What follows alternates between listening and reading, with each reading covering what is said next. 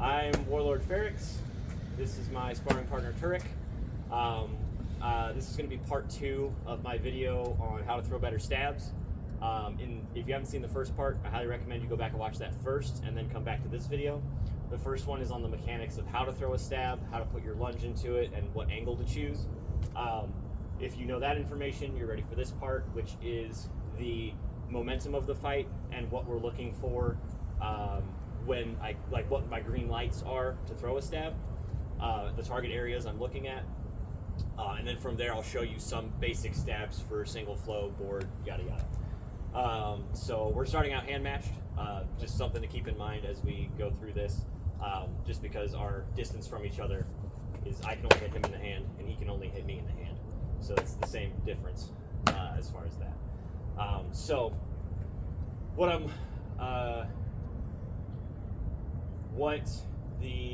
before I can go into what I look for, what my green lights are for throwing a stab, it's very important to cover the push-pull dynamic of the fight. So like the momentum, who has the momentum, how to retake the momentum, things like that, because momentum is super important when you're trying to throw a better stab, right?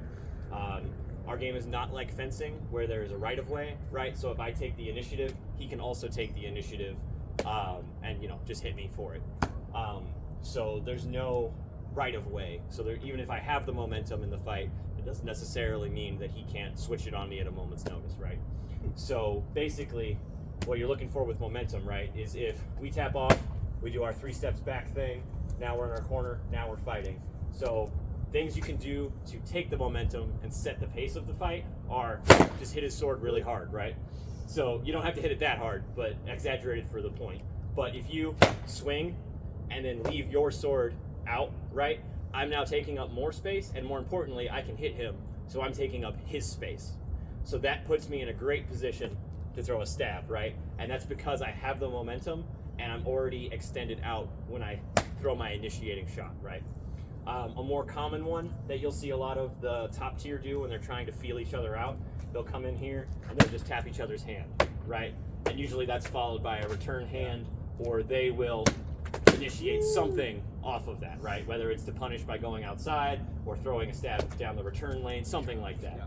You hit the hand and it provokes some reaction, usually whatever their default strike is. So if I tap the hand and he throws just something, that's his default strike, right? So now with that information, I can build context and take the momentum by getting him to initiate on me, but I'm still taking the momentum, right?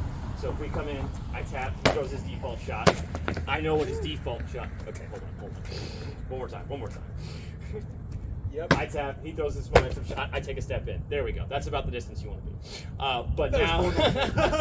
But now that I have the momentum, and I threw the initiating shot, but he followed it up with exactly what he wanted to do. But I know that, so I can take the momentum, push into his space, and either I could throw a stab from here, but the more safe option is to just pop in a chest and back up, right? But all that to say that if you know what they're going to do, what their default reactions are, you can use that as your chance to seize the momentum and and flip the fight, so to speak. Another way to take momentum is just to take up space, right? So if we tap off, back up, come back in, I can just stand here like this, right? And if his default stance is this, we're kind of canceling each other's momentum out, right? But if his default stance is similar to what he's got going on, he's now not coming at me because he doesn't want to run into my stab, right? He has to do something to force the engagement, right? To try and take back the momentum, because I am taking up space, I'm taking command of the situation. So if he throws something to initiate and take momentum, I can either return and again take that step in to take momentum back, or if he knocks it out of the way, I can take a step back, cancel all momentum out, and restart the fight in a different way, or in the same way if I think that I now have the information I need to get going again. So obviously a big part of this is footwork. All the things that I've talked about up to this point have used different footworks to get into range, to get out of range. You want to make sure you're using the appropriate footwork for the situation. Like I talked about in my stab video, we have step, right? You're just moving your front foot forward to maybe like riding horse stance, if you're familiar with that term from Taekwondo. and then you're bringing your foot back, right? We're just taking that small step in, but usually that's all I need to go from hitting him in the hand to hitting him in the body, right? And then you can also lunge, obviously, which, you know, I'm going way past where I need to be, but that gives me more angles to go around, because I can, now that I'm closer, I can almost change to this sideways completely angle and throw in like that if I want. And then the other part of that is I'm not the only one taking a step, right? He obviously has the initiative. He obviously has his own initiative and can take the step whenever he wants. So one thing I look for moving into the green lights, like what gives me the go-ahead in my mind to throw that stab, right, is if I throw this probing shot, right, and I know that he's going to take a step forward and throw a shot, right? So I throw this, he takes a step forward, throws a shot. I'm going to back up, reset the fight. Okay, now I know that when I hit him in the hand, that's his cue in his mind to come in and start that engagement, right? So then, once I know that piece of information, when I kind of get a sense of when he's going to step forward, I can capitalize on that and use his momentum against him, right? So if I know he's going to take momentum, if I know he's going to initiate, I can tap the sword as soon as he steps in. Didn't land, but I can immediately turn this into that, right? Because I know he's going to take that step forward. And usually when you tap him on the hand, they're going to go the opposite direction, because that's the open lane, right? If I throw outside lane, he throws inside lane, I'm dead. I throw outside lane, turn this into a stab, he doesn't usually get to finish his shot before mine connects, and especially since my arms are longer, unfortunately, in this case. Typically, if I'm stabbing at full range, he's not able to hit me, unless it's the arm, but then, you know, arm for body, I'm willing to take that trick. It's also very different if we are doing it, if we're not hand matched there, right, the angle is deeper in that way. Right. So go not hand match for a second, then we'll show the same basic thing.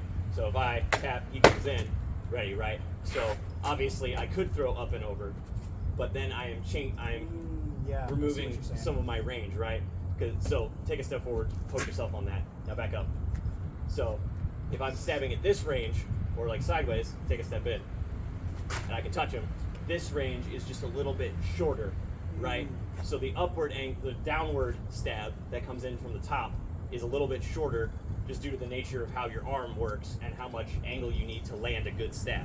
Because I can throw like upside down completely, but the second he takes that step in, my wrist is going at a 90-degree angle that it does not want to go at, right? I do not recommend doing that for your own safety. But that's all that to say, if we're not hand matched, I tap there, I can pull back as he kicks that step in, put my arm in front, and then throw that stab, right? That's very familiar. That's very familiar. Switch sides. So tap his hand, he takes a step in, I cover my arm. You know, Florentine, you have another sword. Single sword, you just have your arm. But I can take that little step in, cover my arm, and throw that stab to chest. They know I want to return. They start it over again. There, they know I want to return that way, and then as I'm going in, they're just landing that. Right. That's very familiar. Okay. And like I said, it all depends on what your opponent does. I just happen to know what Turek is going to do, because we fight a lot. We fight a lot of single sword too. I tend to run away after the opening shot most of the time. I take like 3 steps back, and then I have to reset it. But yeah, so you're looking at your opponent's feet, you're looking at their return shot, right? That is going to give you the information you need to look at when they're coming at you and when you're going to have to push on them, right? So in the opposite scenario, you know, I start tapping on hand, they immediately back up and get the hell out of dodge, right? They just do that every time. They're resetting the fight every time. They're wanting to fight in a way that they want to, and they want you to come at them because they feel safer at range, right? Typically your tall, skinny people do this, and they just back out of range, you know, usually pommel grip, something like that, throwing these, you know, long wraps, long shots, you know, just keeping you way out of range. The solution to that, especially if you're talking about stabbing, is you're going to incorporate that lunge, right?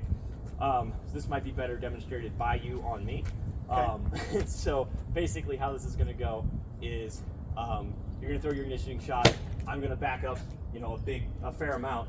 But when I do that, you're going to gather and then lunge into a full step, right? Okay. So I'm going to take my regular step, and then as the shorter person or the person who wants to close and throw the stab, you're going to have to lunge while they take a regular step, right? Because they're typically not lunging backwards, right? That's a very awkward motion. Sometimes you do it, you know, to get the hell out of there because you really don't like what's going on. But the standard reaction is to take a modest size step back.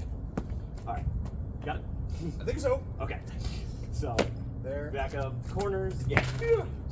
So back up the corners and Oh, start the backing fight. up. Yeah, you're I good, mean, you're good. you can stab them off the tap, but they'll tell you to reset.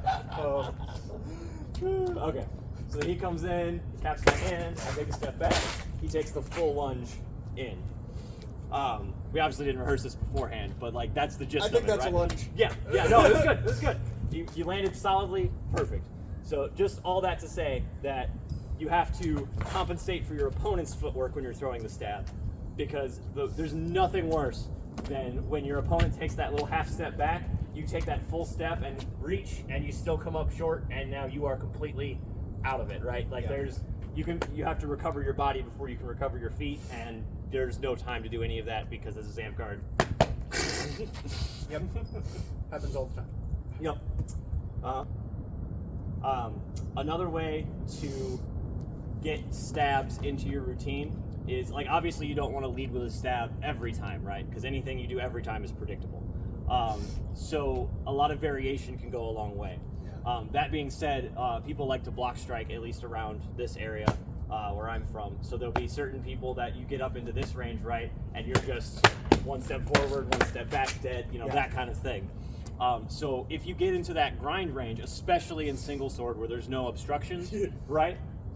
The second they go outside, or the second you have a better angle on them, right? Because so like if we start, obviously this is my straightest angle to get there.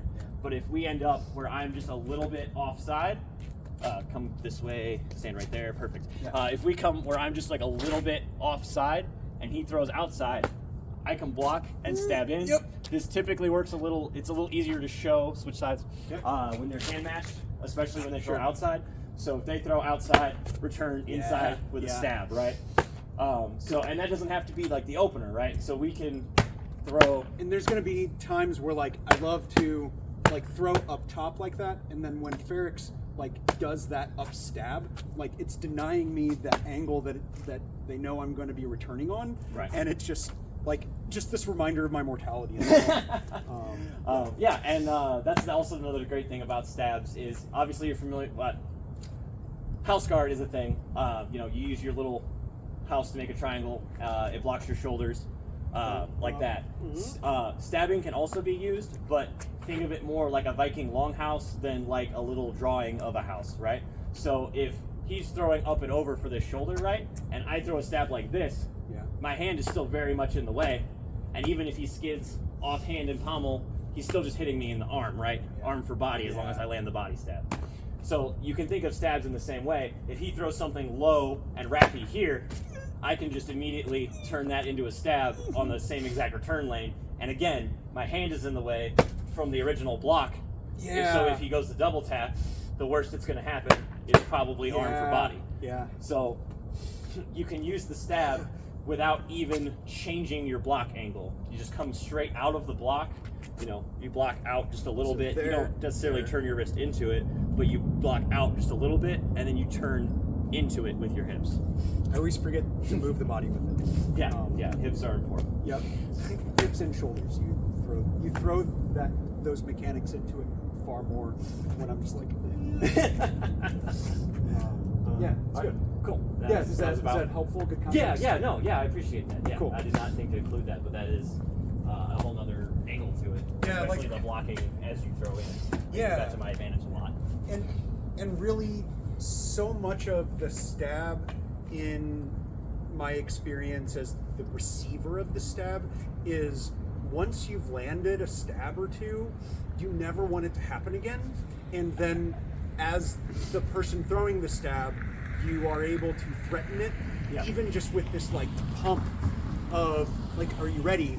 Watch for the twitch, and then just punish them with like little tags on the outside. Very much in the push pull and momentum as you're throwing around the energy in the fight. That happens all the time. Yeah, it's good. Yeah, because a lot of people's first response, like, go for the stab, is that like Yeah. sweep out, right? So if you can get to the point where you twitch and I full on sweep as fast as I can, Right. Yeah, you don't even have to throw a stab at that point. You could if they, they're out of position and can't recover. But even if they're like, oh god no, and then start to come back, you just tap them, wherever they're busy trying to come back from. Oh no, I fucked up.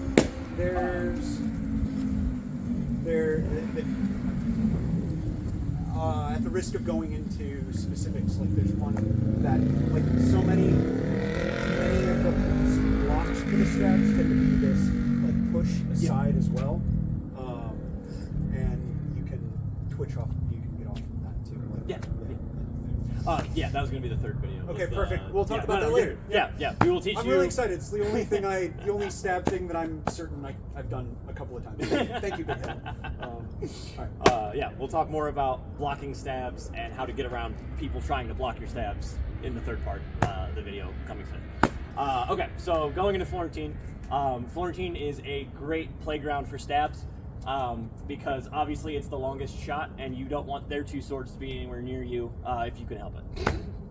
So we both have 36-ish inch swords, right? So 36s. Yeah. Yep. I think this one's like a 35, but okay. These are like right at 36. Yeah, but so we're even as far as the swords go, right? So we're about ready to touch each other at the same time, as we get close to each other. So let's see, what's my number one? So probably my number one stab for Florentine is pretty much it's the arm cover that we covered in single sword for a hot second. Yeah. But this time, so go ahead and get into whatever your Florentine stance is. Sure. Okay, so obviously he's got one sword just in front of the other, right? They're not overlapping, so he can still throw. He's not getting in his own way at all. So my goal is to make sure he is getting in his own way, right?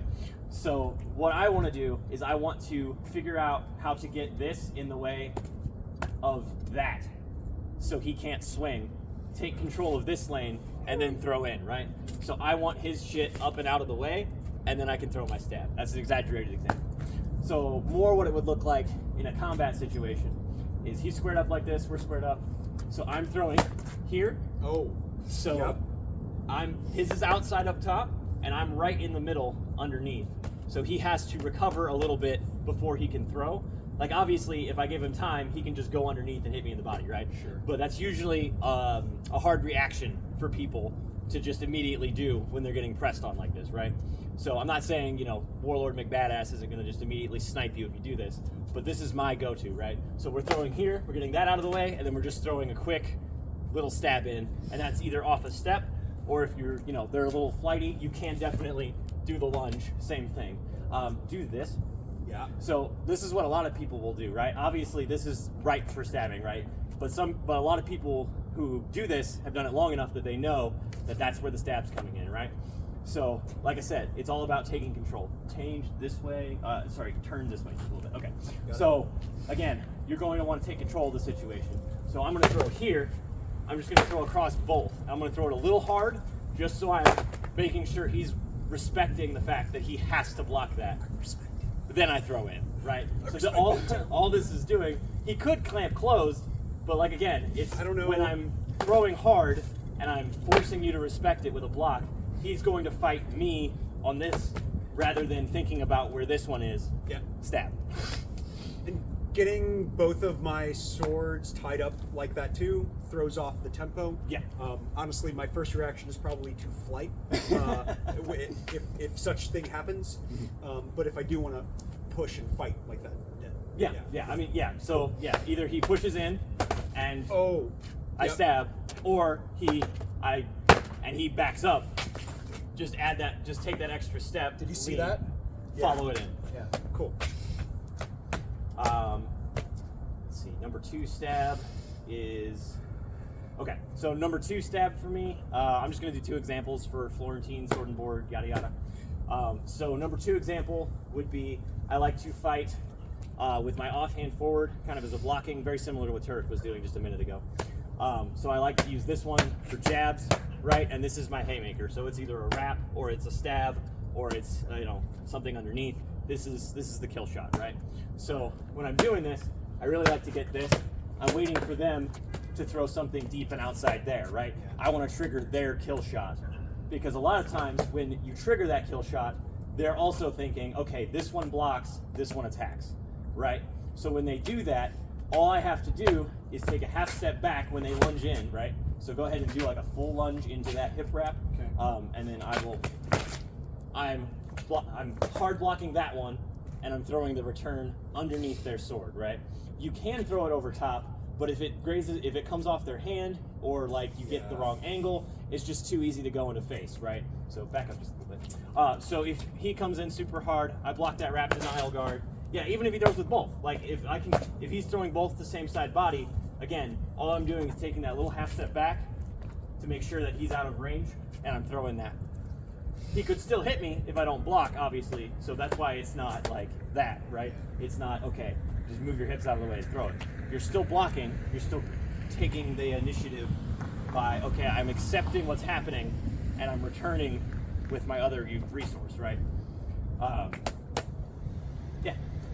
And notably, in that exchange, when you are able to bait them, or you are able to accept that they are throwing themselves out there, like I am committing much more to this lunge. You'll notice my center of mass is extended over my front leg. I don't have control to dodge away from that, and my shoulders are squared against that stab, which is bad news for the one being stabbed, but is a great target if you're trying to get the stab in. Like, if you can accept, okay, and they're showing you their squared shoulders like that, that's prime target. Yeah.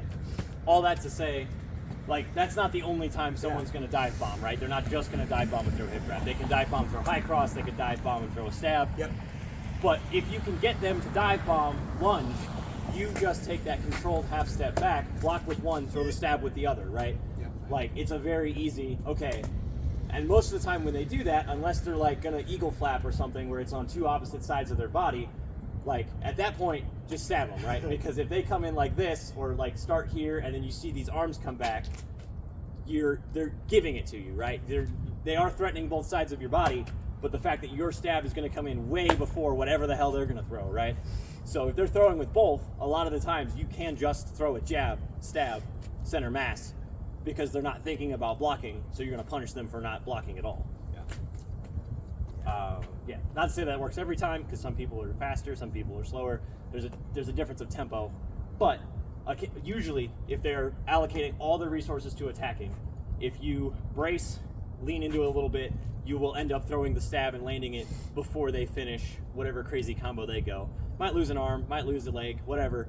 You're still finishing the fight in one swift motion with a stab before they're getting their crazy 9-point I swing at you 80 times combo off. Yeah. Any thoughts on Florentine stabbing combos, anything like that?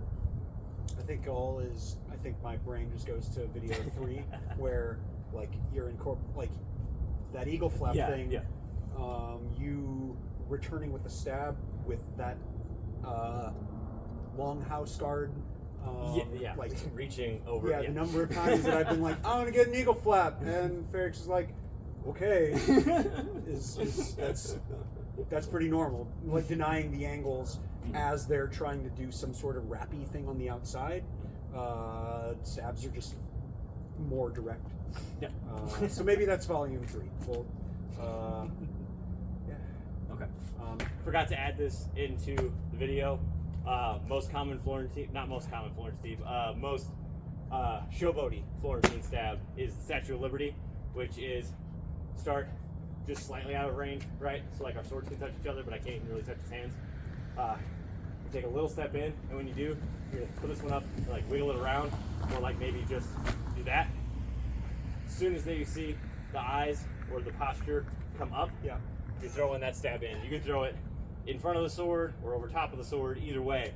But as soon as their eyes lock onto the motion, you have a free stab on the underneath. Statue of Liberty. All right. So when you're talking sword and board stabs, you're not really stabbing for this side, right? Because this, whatever their shield side is, right? Obviously, we're not hand matched. John is a righty. It's harder to pretend to be a lefty boardman than it is to be a lefty single sword person. So typically you're not stabbing board side, right? Like it's not. I'm not gonna say it's impossible. Everything is possible through foam that powers us, but it's not likely, right? You're gonna have to finagle them way out of position.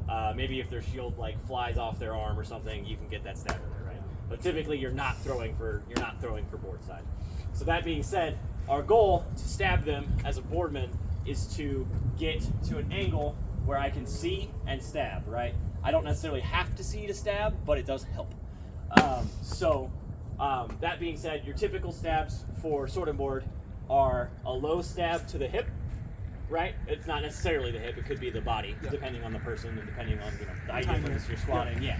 Either way, but yeah, you're coming under to stab, but mid torso, body, leg, torso, or on a tall person, like right in the pocket of dead. Yes. Yeah. Or you are coming to the board side. You're bringing their shield over towards here. Yep. There you go. So we're bringing their shield over towards the board side and then crossing into a stab, right? Basically, think of a high cross. Just throw it as a stab with that downward motion into that pocket, right? So those are basically the only two that I would highly recommend. If you are coming over to this side, you can throw up and under for this hip, but it is far more efficient to just go ahead and throw the wrap because your hand's already basically behind their shield anyway, so there's really no need for that extra distance. So yeah, talking about these two here. So obviously positioning is the hardest thing, right? Because obviously if I just throw this jab, even if they don't block 100% of it, even if they just block 5% of it, it's gonna graze, right? Like there's no, he can even turn his body, doesn't need to move his shield at all. That's not an open shot. Same with down here, right? Even if I get this really deep angle, if he's just standing and turns his body, even squats, does anything really, in order to deter it, it's gonna deter it.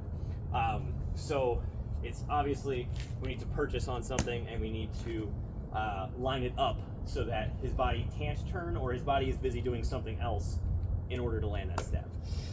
One of my favorites for this is if you have watched like Fates, Fakes, and Baits or anything like that, you know that the most efficient way to get someone out of position is to throw to the opposite quadrant, right? So if you cut John's body down this way and across here, this is one quadrant, quadrant, quadrant, quadrant, right? So if I want to hit him up here, I want to get his shield down here or over here, right? I want it to the opposite side in order to get over there, right?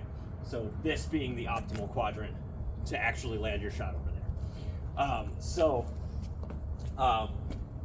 If I'm using my punch shield and I'm pretty decent at it, I'm not too worried about his sword being on that side of his body, right? Because I can put my shield on his shield and then he's pretty much locked out from going, he has to come around or go underneath, which, they might be ready to do that. But anyway, point being, I've got this side on lock, right? I've got my shield over here. So what we want to do is we want to take a step this way towards their board, their underneath side, right? Yep. So, and then you can either fake a real deep hip wrap or you can throw just a really powerful flat wrap, right? You're not committing to the hole underneath, right? You're not trying to hit them necessarily, but you really want to emphasize that, hey, I can hit you if I want to, right? Yep. So natural reaction to that, here, turn back towards the camera just a minute. Natural reaction to that is their shield comes down, they put a little bit of a squat into it, exaggerated for the point of the video, right? So once you get them down there, you're going to take another step forward, and you're not bringing your sword across your body to, throw the stab. You're just bringing it from down to up to in, right? And all I'm doing with my feet is my foot is in between his two, right? So get back in your normal stance before we do anything. Typically, when I'm doing sword and board and I want to be able to move to either side, my middle foot is pointing between his legs, right down the center of his body, right? Because I can take an offside step this way and be on that side of him completely. Or I can take an offside step and be on this side of him completely, right? So with my foot in the middle, I'm going to leave that right there. I'm going to throw real hard there. If you need to take a step in because they're a little bit taller and you need them to believe you, either way, you're just going to come in, you're going to throw real hard down there. Again, back foot, you're not taking a step, you're not moving your front foot. Pretend you're posting, you're bringing this back foot forward and your sword arm comes up, usually in front of the face, unfortunately, but you can bring it across the shield too if that makes you feel a little bit better. but you're bringing your arm around, and then you're throwing in there, right? I'm not saying this is perfect, and sword and board stabs are the hardest stabs. That's why they're the least common, because it does take a lot of effort and movement to kind of get people out of position for these things. But yeah, so you that lower quadrant, and then up and over. Down. Yeah. You can also do the same thing. It does take a bit more movement, maybe some more athleticism, but you want to come in and hop just a little bit, so you're getting that extra angle, and he's gonna, your opponent, if they don't move their feet backwards, this is especially effective, because if they just put the little lean back because they want to keep the fight going. I want to get in the grind or something. I want to return. I want to throw up here. I put my shield on his shield, even if he crosses my arm, right? I'm ready for that up top. So go ahead and cross just this time. Yeah. And then I throw in there. Yeah. Like, even if I lose my arm, you know, still arm for body.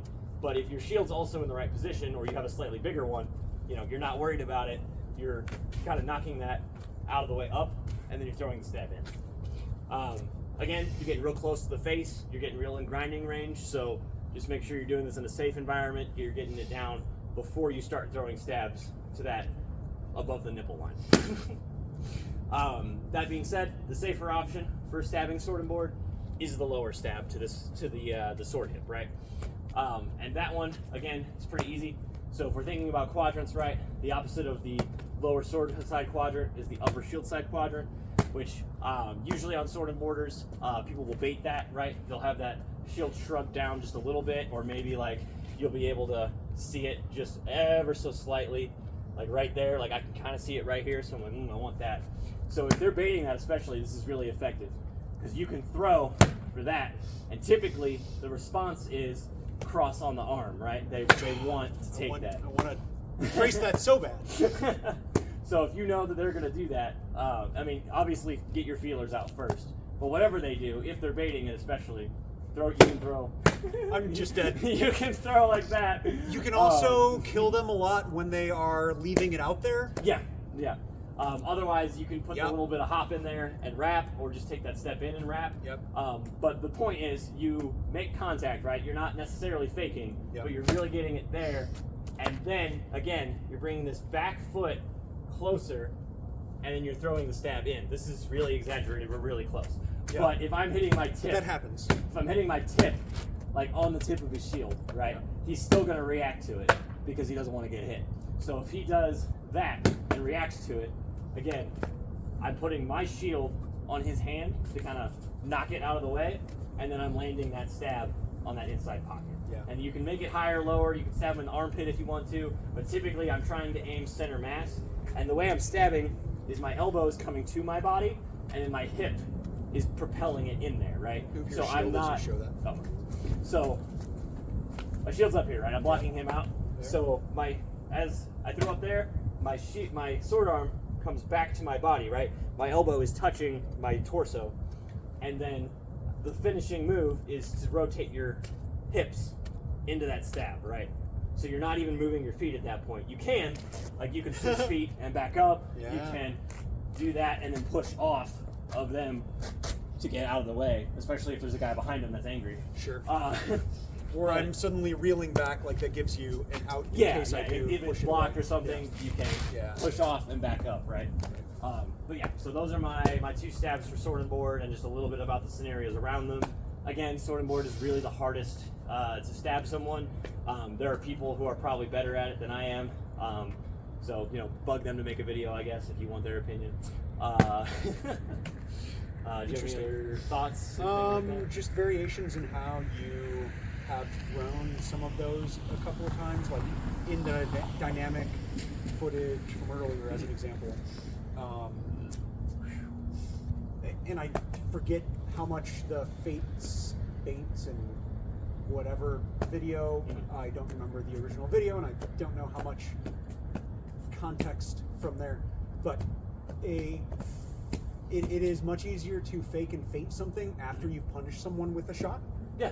So like FARIX had gotten me a bunch of times with these deep wraps down here, which then caused me to over exaggerate. Like I was like, no, you cannot get that anymore, and then that opens up that upper quadrant. It opened me up to getting like to having high crosses more than anything else. Yeah. But the one pocket stab that you got on me was actually after you had like punished me low a couple of times, and you got me excited about, I know I'm gonna block these high crosses. Like you got me locked in where you threw, I threw there, and I was like, yes, I'm blocking, I'm not dying yet. And you just turned that into the stab. As they noticed, I was locking my block in, opening up that angle right there, as I did not want to get hit on the other side either. If I'm opening up like this, that can open up that pocket for the stab. Yeah. It was really pretty, really well done. And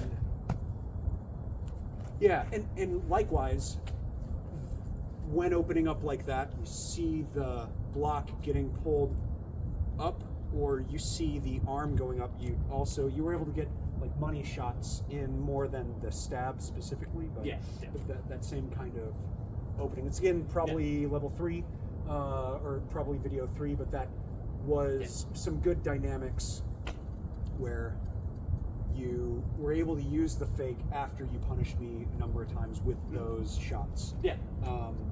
And one more thing, I've seen Cody Morpheus do this thing, like as opposed to like the shot front, as opposed to coming like down and coming across the face. It was more of a like, I'm gonna want to do a spin thing, but really I'm just presenting a spin and then doing that. I haven't seen them do it in some time, but I remember that being one of the methods. Yeah, it's entirely possible. Like, especially because people will do like the combo. Yeah. But when you do that, so building off of an existing thing, people will throw high, right, and then spin into. I don't throw that exact spin, so I'm kind of at a loss for exactly how it goes.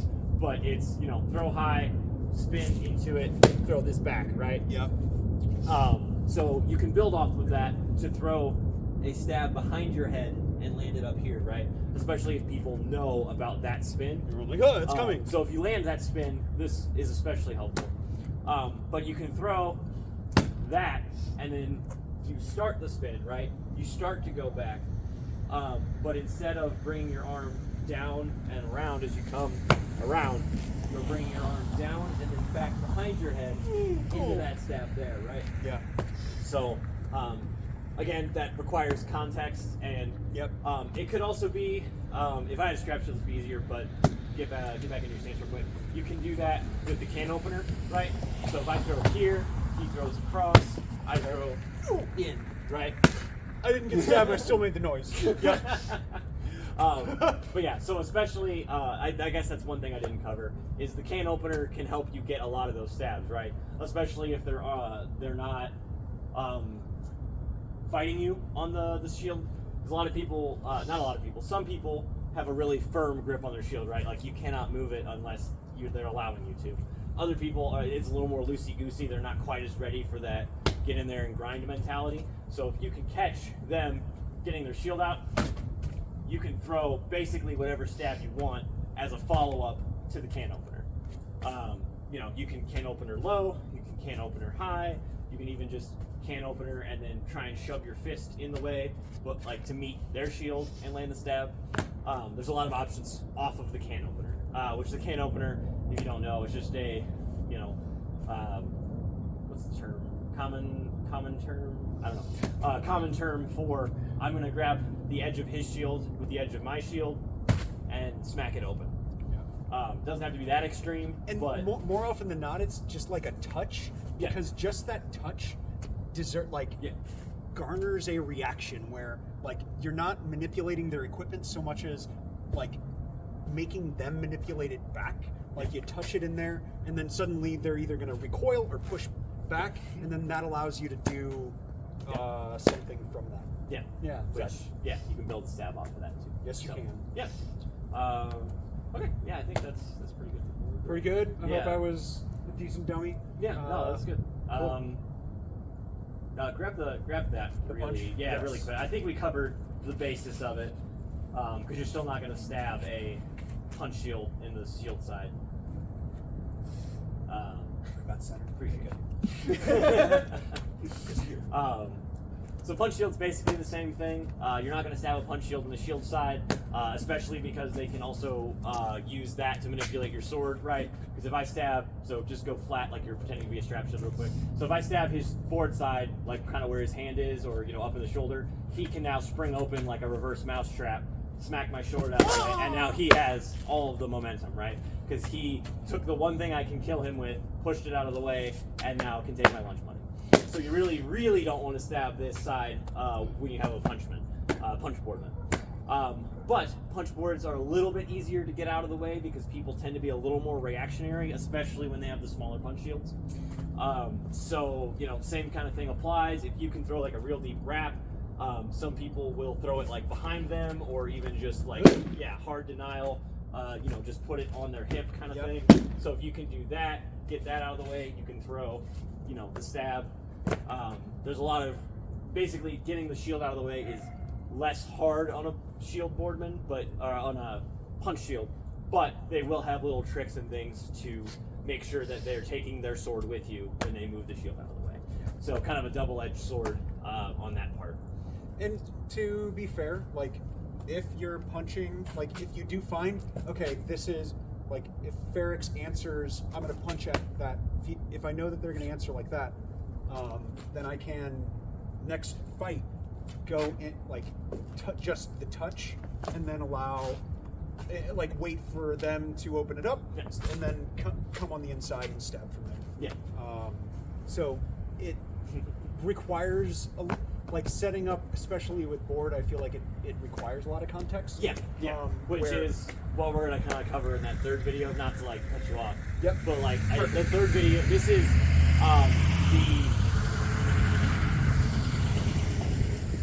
is the ideal scenario, assuming that they're not completely ready for what you're about to do, or they're not necessarily on the same level as you for what you're about to do, right?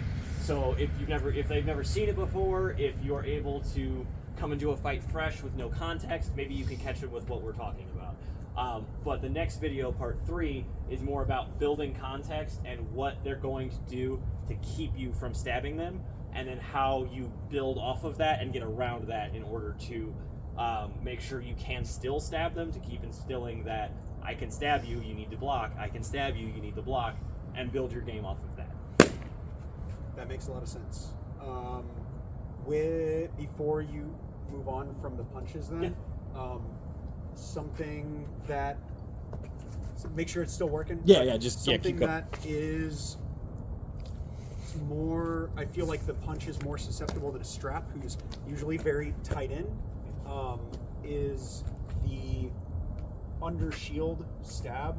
Like, if you know that someone has, I've gotten punished by this so many times as someone who loves punch shields.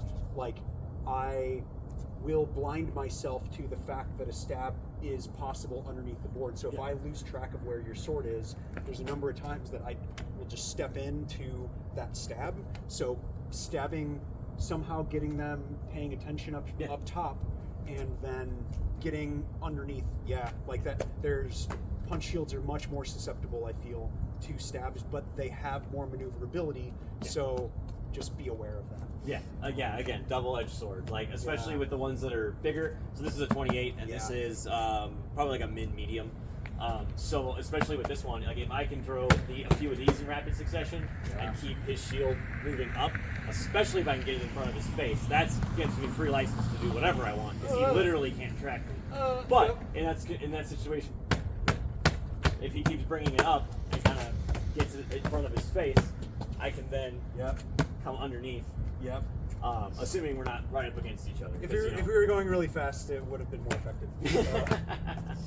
But getting something in front of their face, that's pretty much you have license to do whatever you want, therefore you can stab. And punch shields, double-edged sword, they're more maneuverable, but they're easier. Because they're more maneuverable, they are more prone to making overcommitments to blocks, and therefore you can be punished by stabs. You covered really well. I think that's about it. just for funsies. Do you mind if I swing a greatsword around for a second? Please. Oh, actually, this would probably be more applicable. Okay, so this is not exactly in the vein of what we're talking about, but I figured I'd throw it in here just as a little bonus content. Down spear versus shield is pretty much one of the main matchups you're going to find in a ditch. Down spear seems to be coming into its own right about now, so I thought it was important to include just a little bit of the stabs you have available to you as a down spear. So like your main shots with a down spear are you try to flick up, right, trying to catch them kind of unaware, sneak it in there, whether that's body or arm. You also have the over your head, same thing. You're trying to catch them on the top of the arm, on the shoulder, whatever's kind of available. You're just that lazy, over the top. Even if they block it, they move their shield over, whatever, they're committing to doing that. So then you can throw in like that, right?